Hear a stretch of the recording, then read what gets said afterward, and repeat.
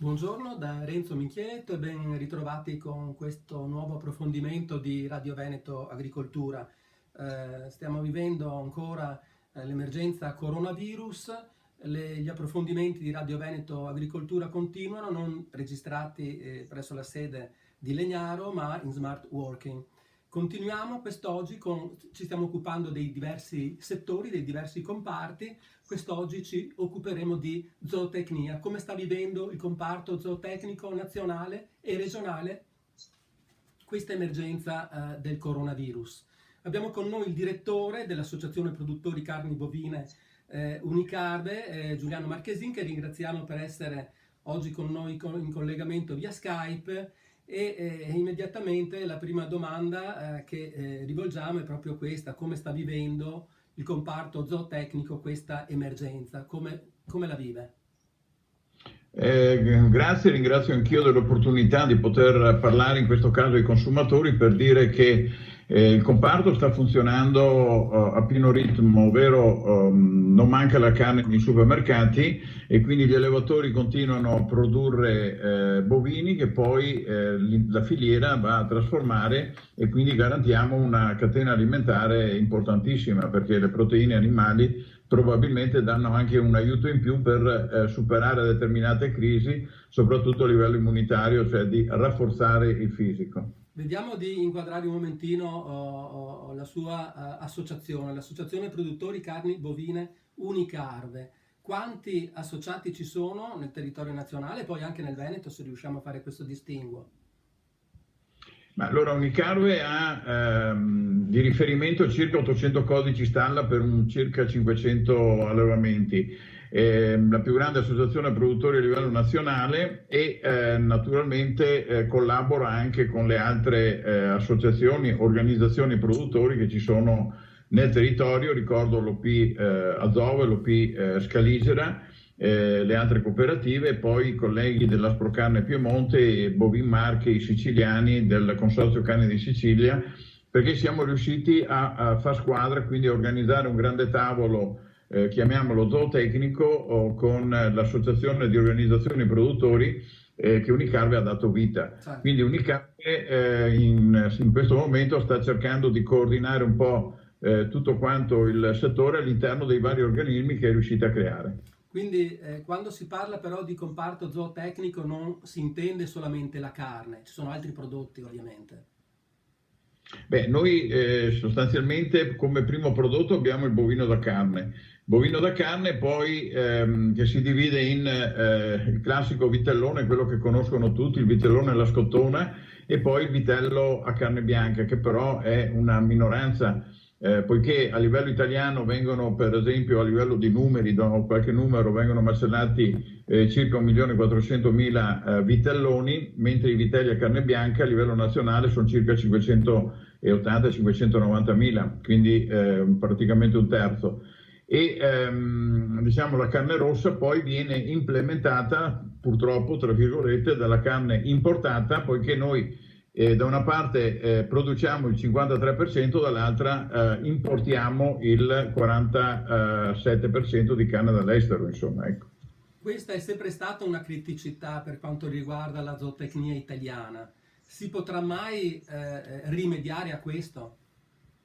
Ma sì, questa è una criticità che è determinata dal fatto che molti allevamenti hanno chiuso, soprattutto ci siamo mangiati le vacche nutrice nell'immediato dopoguerra, cioè noi in Italia ne abbiamo 380.000 per fare i giovani ristalli, mentre in Francia i nostri cugini ne hanno oltre 4.300.000 capi, e quindi questo fa ben capire la differenza e il problema principale di rifornimento che abbiamo, che per fortuna nonostante il problema Covid-19 i rifornimenti dalla Francia continuano, perché noi siamo specialisti nella produzione di carne, loro sono specialisti nel far nascere il vitello, che altrimenti se allevato solo e esclusivamente al pascolo come fanno i francesi in questo momento, o comunque nella vita del vitello che rimane nelle loro aziende, non produrrebbe certo la carne buona che siamo abituati a mangiare in questo caso. E a proposito di carne buona, vediamo di spendere qualche parola in più proprio su questo. Perché la carne italiana è buona?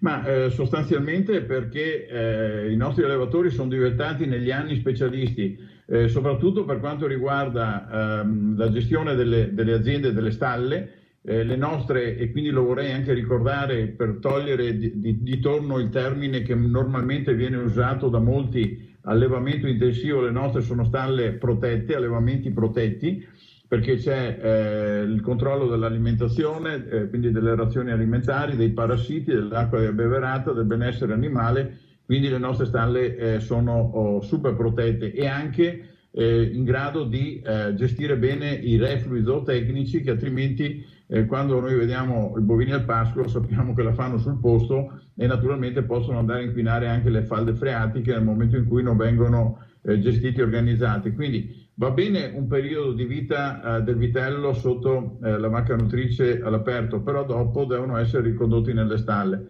Nelle stalle si crea la buona carne di qualità che noi siamo riusciti nel 2011 a organizzare con i disciplinari di produzione, perché c'è stato riconosciuto a livello nazionale il sistema qualità zootecnia e finalmente lo scorso anno, diciamo a novembre del 2019, abbiamo mosso i primi passi con il marchio Consorzio Sigillo Italiano per identificare la carne prodotta dai nostri allevatori, ovvero carne prodotta con dei disciplinari di produzione e quindi certificabile con un marchio Consorzio Sigillo Italiano che è stato riconosciuto dal Ministero delle Politiche Agricole. Certo. Senta direttore, diceva prima in apertura che in questo momento di emergenza coronavirus la filiera non sta incontrando particolari problemi, quindi la carne al supermercato c'è e questo vale ovviamente anche in prospettiva se questa emergenza dovesse continuare ancora un po'.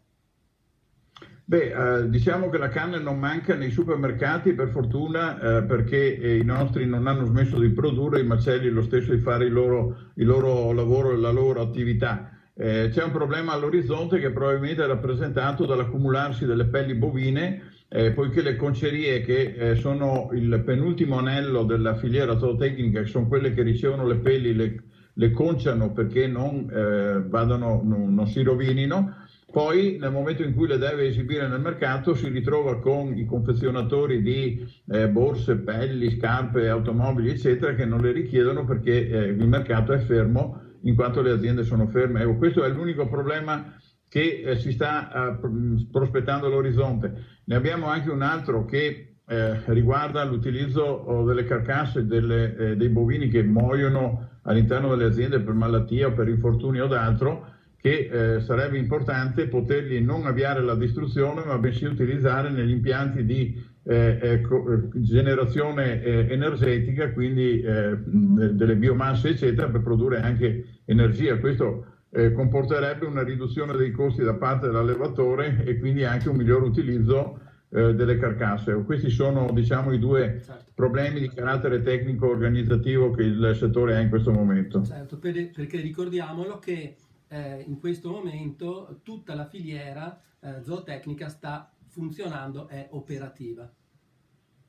Sì, a differenza dei colleghi del latte, perché c'è più importazione di latte estero, anche perché arriva confezionato naturalmente, e quindi so che i prezzi del settore sono caduti. Lo stesso dicasi anche per l'utilizzo delle vacche a fine carriera, che non hanno praticamente valore perché sono chiuse tutte le hamburgerie, i McDonald's, Burger King, eccetera, che utilizzano milioni e milioni di hamburger e in questo momento non vengono consumati e normalmente vengono tratti da animali che sono le vacche a fine carriera. Insomma. Certo. Senta, siamo quasi in chiusura e non posso non chiederle del piano carni bovine nazionale, se magari spende due parole gentilmente anche su questo.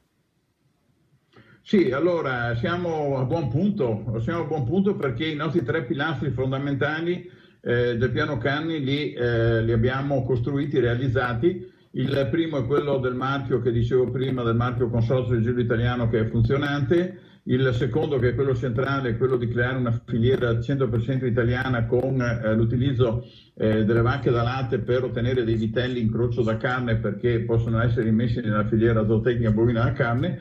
Il terzo, ahimè, che è il pilastro più importante, ovvero l'interprofessione quella che dovrebbe raccogliere i finanziamenti per promuovere le attività e quindi anche lo sviluppo del marchio per far riconoscere i consumatori della carne, ha visto una battuta di arresto proprio in questi giorni drammatici, perché a seguito del decreto di riconoscimento della OI Intercarne Italia fatto dalla ministra Bellanova, pubblicato il 3 gennaio del 2020, c'è stata un'altra organizzazione che non aveva nessuna chance di poter essere riconosciuta come organizzazione interprofessionale, perché i numeri non ci sono e noi lo sappiamo bene in quanto leggiamo decreti e leggi, e quindi in questo caso l'OICB nazionale fatta da CIA, Confagricoltura, Copagri e Unicef sono messi a fare un ricorso al Tribunale amministrativo regionale del Lazio per bloccare questo riconoscimento. Queste sono cose che fanno male, non solo per il momento particolare che stiamo vivendo,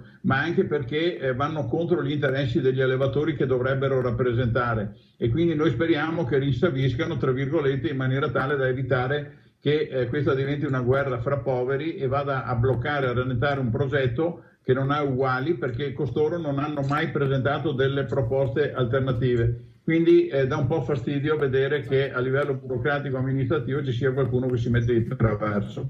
Va bene, ci ripromettiamo di seguire anche questa partita da vicino.